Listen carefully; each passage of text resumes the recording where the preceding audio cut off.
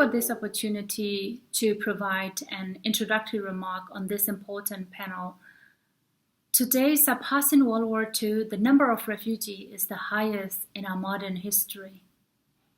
I am from Myanmar, a country which, under a brutal military, has been producing refugees for generations. Among the world's 26 million refugees, there are at least 4 million from Myanmar in neighboring countries. Never held accountable, the Myanmar military has been emboldened to stage a coup and continue their campaign of brutality. Just yesterday, the junta intensified its airstrike, forcing an 85-year-old ethnic Karen woman to flee for the third time, now with her 80-year-old granddaughter and hundreds of other civilians. In Myanmar, we have never seen real peace since our independence from British rule. In 2017, due to their collective international failure, my community, the Rohingya, was promoted from being one of the most persecuted group to one of the largest refugee groups on earth. One third of our people had no choice but to flee their home in Myanmar from persecutions, apartheid, and genocide. Justice has yet to be served. Like many refugees, the Rohingyas' journey has not been an easy one. After crossing lands and seas for days, they have continued to suffer subhuman living standards. Caged by barbed wires in squalid refugee camps, women in particular are at extreme risks of sexual exploitations and trafficking. Their dignity has been ripped away. Now, amid the country's military coup, Rohingya refugees are stranded on Andaman Sea and at severe risk of being deported from India and Malaysia. Recently, many Karen ethnic, including women and children, have been barred from taking refuge in Thailand for safety and protections. And increasingly, during the COVID-19 pandemic, refugees are facing discriminations, xenophobia, and racism in host countries. Nobody wants to be a refugee. We must remember that refugees are also human beings with feelings, dreams, knowledge, and abilities. If their rights are respected and protected, they can thrive and become strength of our society. 3 years ago, I met a 15-year-old girl, Minara, who was forced to flee from home and school in Myanmar. Now, she's teaching children in Cox's Bazar refugee camps. Minara reminds me of my 7 devastating years without school in Myanmar's prison. It is our responsibility that our future generations, including Minara, have access to protections, educations, employment opportunity, and can pursue their dreams. It is our responsibility to ensure that justice is served for all refugees. We must hold perpetrators accountable for their crimes, including sexual violence and genocide. If we fail to end all impunities, the cycles of violence and refugee exodus will continue. We must do everything to address the root causes of our global refugee crisis. If Minara can take actions as a refugee, you all can do a lot more with your power, privilege, and leadership.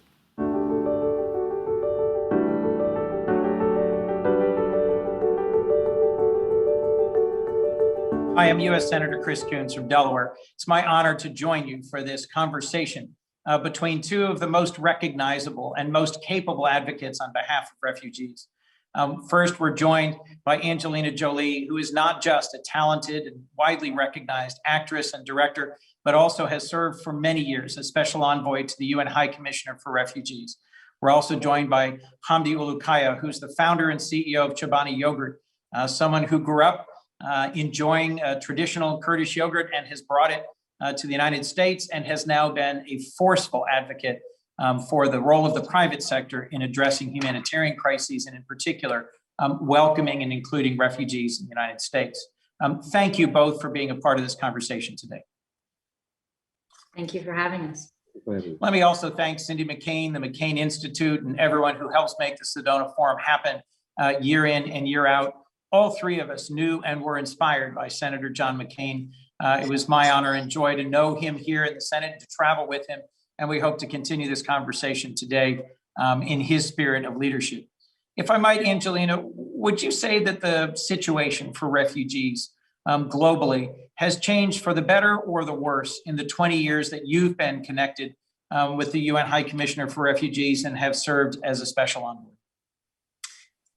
Sadly, it's worse. It's much worse. If you just look at the numbers, we have doubled in the last decade, and are most likely going to double, if not sadly much more than that, especially if we don't address the climate crisis in the decade to come.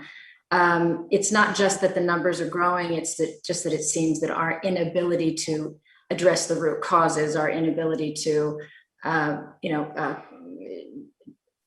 meet the needs of the people during displacement and work with them to then not just survive this displacement, but to use this on average 18 years of displacement and then return to their countries and help stabilize and rebuild their countries. So I think we're failing on in many ways, and I don't think there's one crisis that's more than, or one appeal that's more than 10% funded.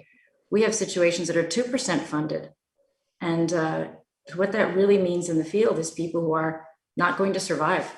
And so it's not sustainable, and it's a very, very, it's an explosive situation that if we don't get a handle on it is only going to grow and become much worse.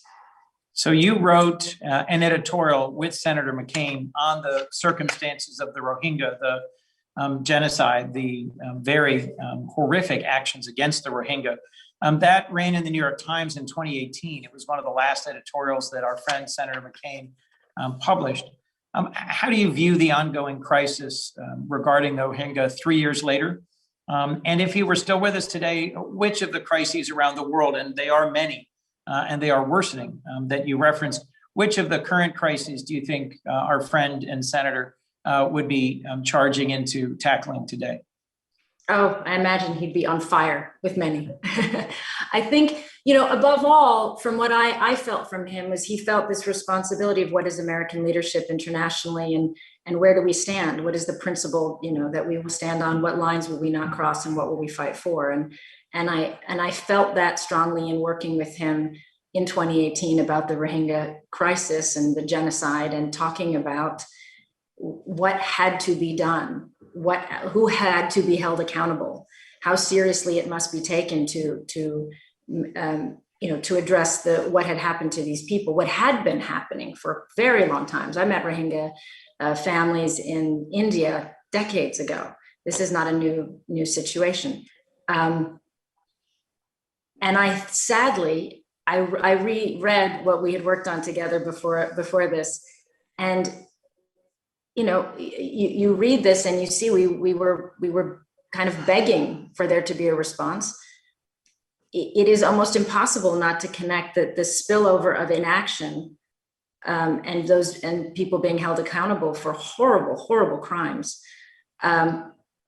isn't part of, if not in large part, why it is as bad as it is today. And we see that repeatedly. When we do not respond, when there is a lack of accountability, when we let lines be crossed and we don't step forward, we are sending a message that we don't take it seriously, we won't stand against it, we're empowering abusers. So I think he would be angry. My first trip with Senator McCain involved stopping in Afghanistan, among several other countries, All of the countries we went to had some refugee crisis or issue of some kind. Our last visit was to Jordan to visit a refugee camp of Syrians. Our first visit on that trip was to Afghanistan. You've had a particular heart for these countries. Tell me how you see the situation that's evolving in both Syria and Afghanistan. Oh, well, I'll speak on Afghanistan because it's quite fresh in my mind. I was on the 2 weeks before 9/11. I was on the border of Afghanistan in Quetta, Pakistan, and I was there because I looked at these maps with my UN work, and I said, where are the most displaced people in the world and why? And without knowing much and without being a senator, or, I landed myself there because that's where the displacement was. And at the time there had been decades after the one conflict in Afghanistan, and there'd been 7 years of Taliban, and at the time they were closing camps. They were pushing people back from Pakistan into Afghanistan while the Taliban was still being as brutal as they were being.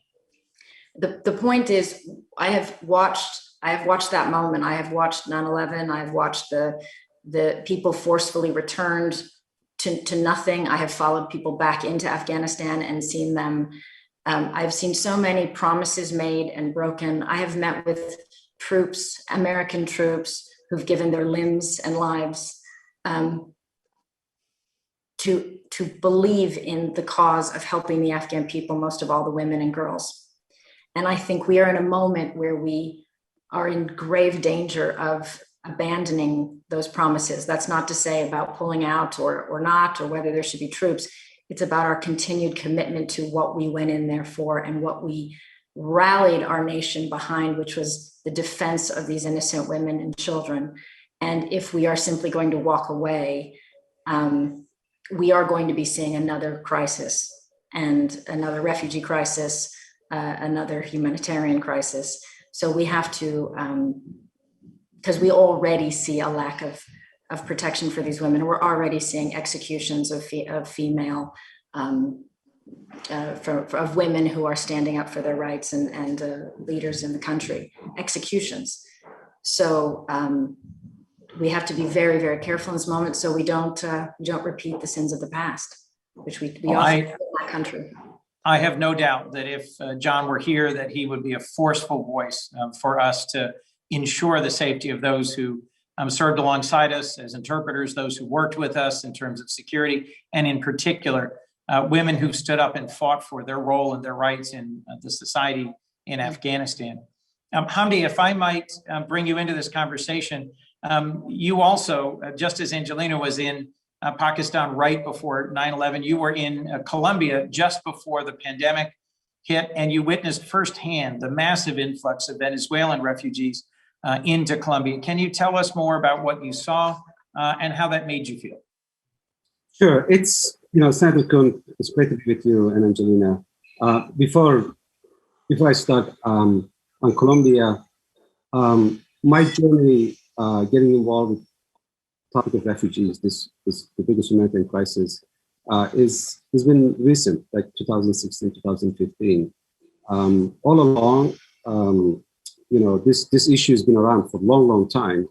But what Angelina has done, bringing attention to this topic, using her voice, using her presence as a consumer, it has a tremendous effect on me and a tremendous effect on a lot of people. So I want to thank her because the first time I see her, and I want to thank her for the work that she's been doing. It's the most meaningful work. Of course, when you see a border, when you go see the people, it's impossible not to get affected. But then when you look at the resources that we have, and you look at tools that we have, and you look at the places that we live, and you say these are the problems can be solved. But most importantly, these issues can be prevented before it happens. It's totally preventable if only international community can come together and say we're not going to allow this crisis to arise and be catastrophic for people, for citizens, and especially for children and women.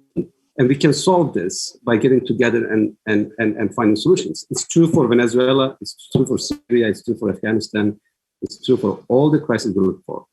Now, one thing generated now by these tensions, fights, terrors, wars.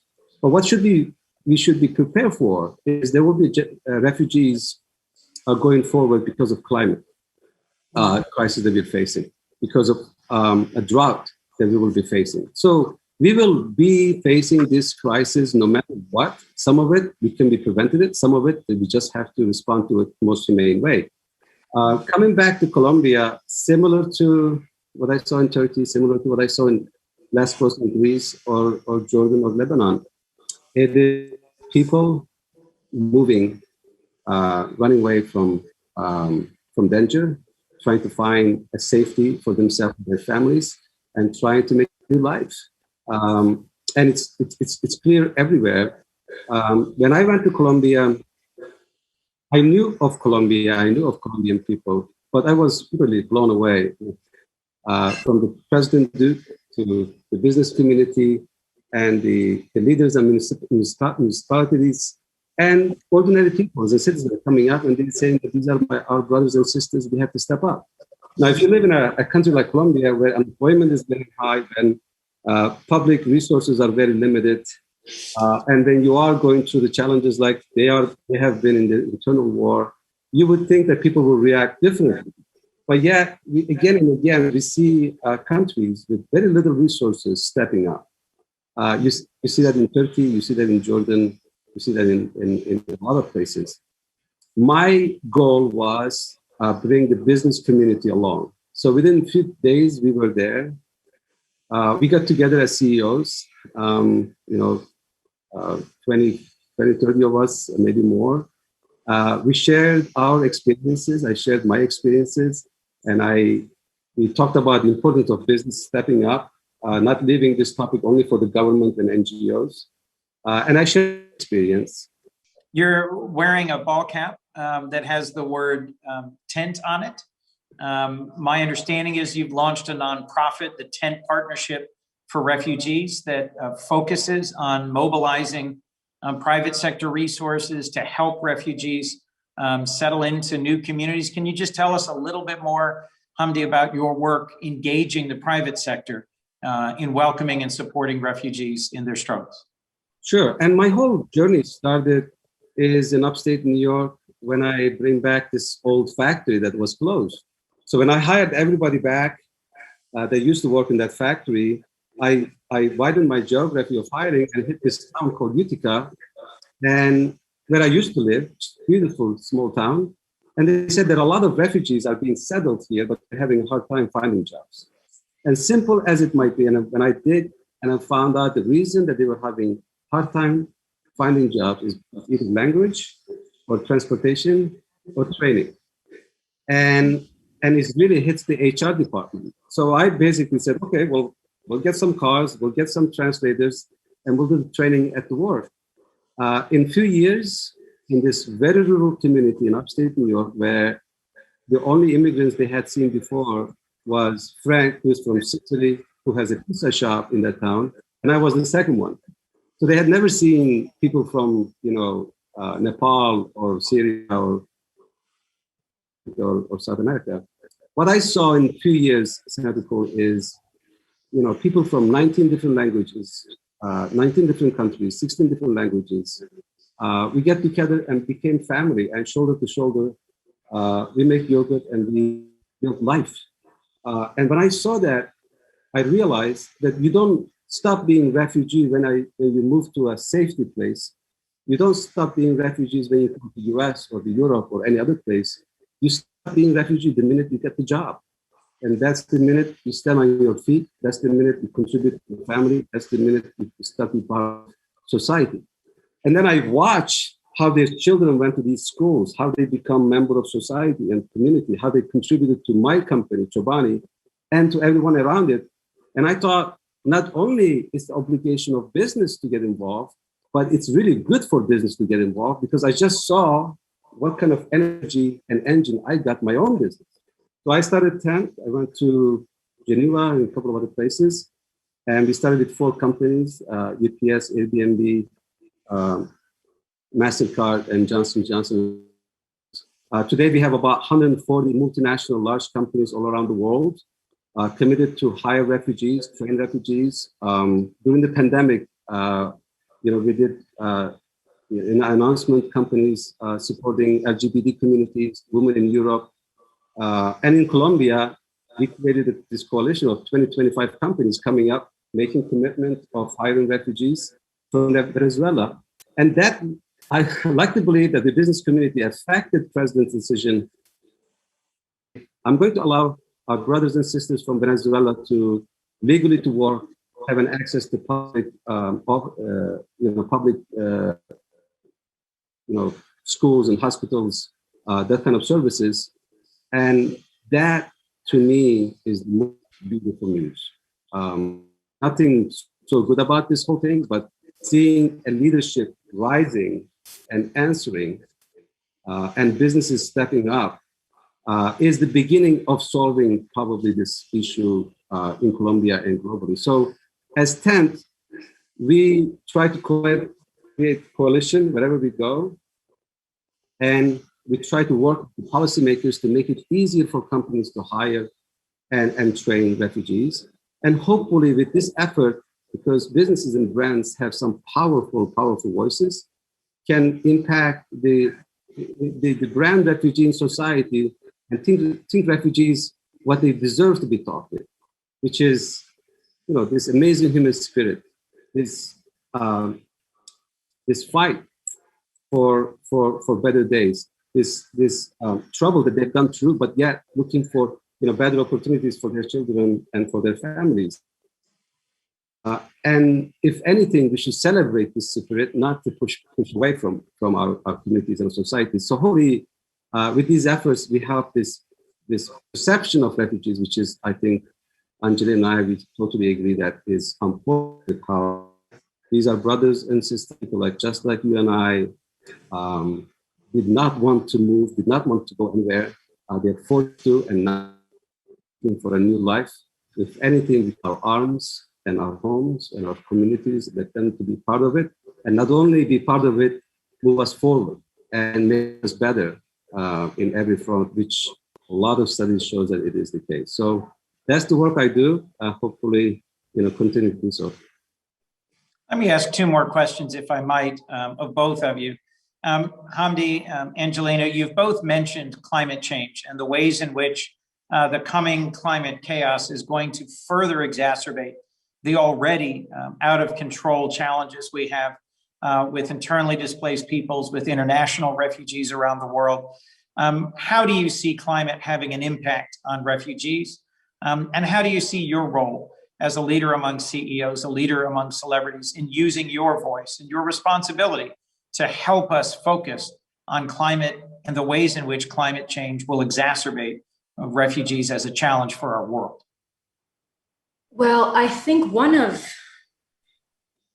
there's a lot of discussions of climate change and what will it be? When will we see that? We already know certain things are being damaged, right? We can see this melting or this happening. One of the most devastating examples of how climate change is already wreaking havoc, affecting and changing our world, and leading to a world in a way we have never ever seen this kind of the human suffering and the lack of resources, the pain, is that there are more people displaced from climate than almost anything else.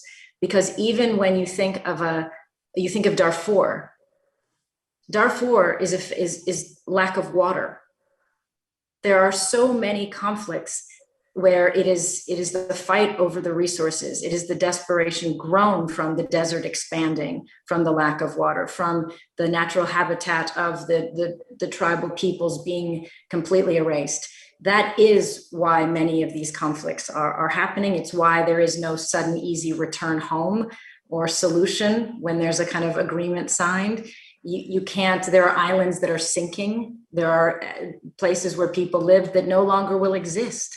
And there need to be new laws to protect those peoples, to understand that that's a different kind of refugee crisis. And we are already seeing it. It is what you're seeing. It's why the numbers are growing so rapidly. That and our lack of diplomatic solutions and political solutions to conflicts. But climate change is already displacing people. So I think to really sit with that and understand that these numbers are going to be multiplying quickly, and how that's going to affect every country and how that's going to affect the entire world, and all of our relationships and our foreign policies, is to just take a very different look at this reality, and have to find different solutions. Hamdi, how do you see climate change interacting with our need for policies and approaches that'll deal with a steady increase in the number of displaced persons around the world? I totally agree with Angelina. It's already here. Underlying,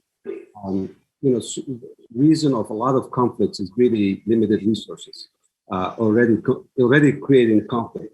And what pandemic showed us, Senator Coons, is there are global challenges that we're facing that is cannot be, none of us are immune from it. None of us can be run away from it. And virus is one of them. And this global, warming is challenged for all of us, even wherever we are in this country, Europe, or wherever we are. And in some areas, intensity is a lot higher because the resources are a lot lower. So anything that we can do as an international community come together, and the business community commit, and the consumer community watch, and keep us in order. This is, I don't think we have a minute to waste. I don't think we have an hour to waste when it comes to this massive challenge. Everything else, social issues, income inequality, refugee crisis that we're facing, you will see that every single one of them is leading into this this major crisis. I really do believe that if we are thinking of our children, wherever they are, and leave them a world that is as at least is better than what we found, it's not worse than found, is we must together.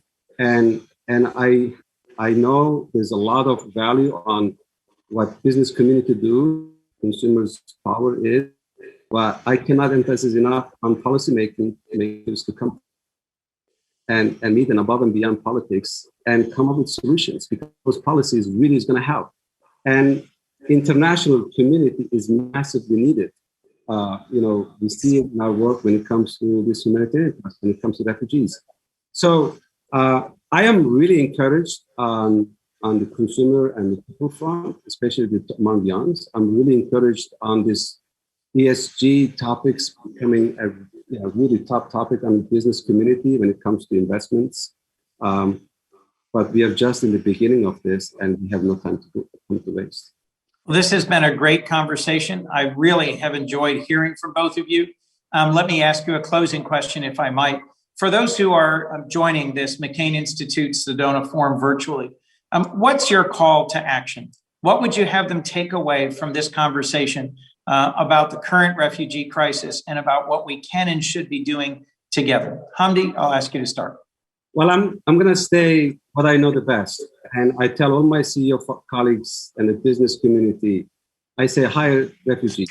You will never regret them. You will never regret that move.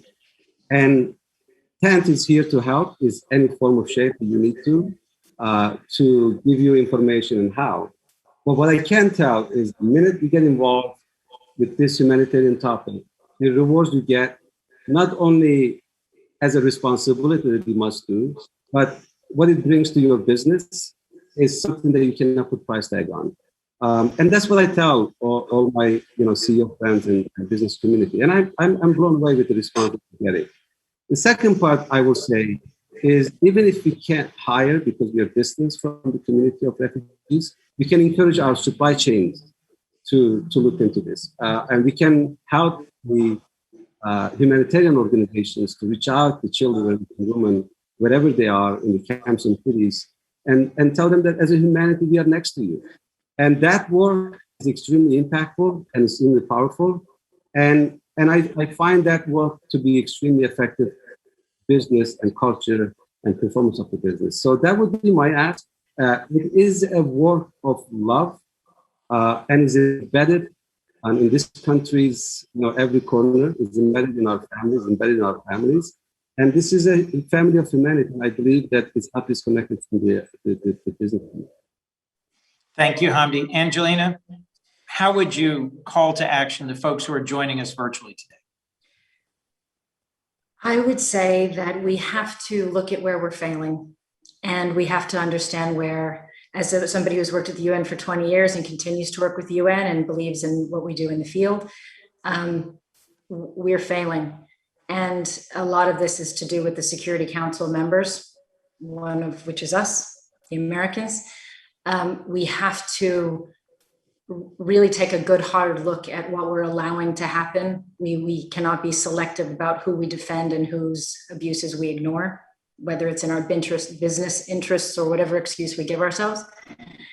We have to define who we are going to be. And the way Hamdi explains in the most beautiful way the value of refugees, how can we not see that? How are we all still questioning whether or not people are truly equal, add true value? And those who survived wars, they're not only equal to us, they are beyond us. They have survived more than we can ever imagine and could ever shoulder. And they deserve us to invest in them, work with them, truly want to see them thrive. And we have to think about working from like the ground up within the UN with them, supporting them locally, not top down and not controlling, and be very careful about our behavior internationally and make sure we're doing the right thing. And we mean what we say when we say we believe in equality, and we have to stand up. Thank you both. We have a lot of work to do. This is in many ways the worst time for refugees in our living experience. And I am confident that the United States, a nation that in many ways, in critical parts in its history, has welcomed immigrants and particularly refugees. I'm confident that we are at our best when we are at our most welcoming. And I look forward to working with both of you and with all the participants in the Sedona Forum to ensure that we change America's refugee policy, that we fund the requests at the United Nations and elsewhere, and that we show the best of America's values and the best of the legacy of Senator McCain, who fought tirelessly for the rights of refugees around the world. Thank you all very much for joining us today. Thank you so much, Senator.